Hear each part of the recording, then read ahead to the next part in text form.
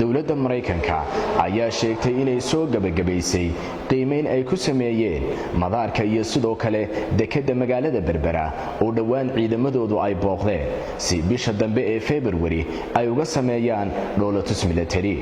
war ka soo baxay taliska ciidamada howlgallada gaarka ah ee Mareykanka ee qaaradda Afrika ayaa lagu sheegay in ciidamada isku dhafka ah ee geeska Afrika ee Mareykanku ay soo gabagabeeyeen qiimeynta ay ku sameeyeen magaalada Berbera si dhoolatuskan ay u sameeyaan. warka ayaa u dhignaa ciidamada isku dhafka ah ee Mareykanka ee geeska Afrika waxay soo gabagabeeyeen qiimeynta ay ku sameeyeen dekedda Berbera taasoo ah meelaha loo doortay in dhoolatuska military uu ka dhaco.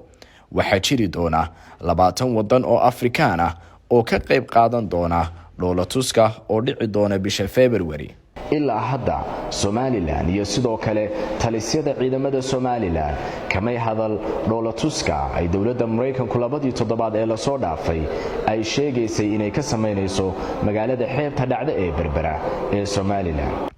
dadka wax falanqeeya waxay ku boorinayaan xukuumadda Somaliland in danaha Mareykanka ee gobolka ay Somaliland ka faa'iideysato isla markaana qadiyadeeda iyo danaha kala dhexmarsato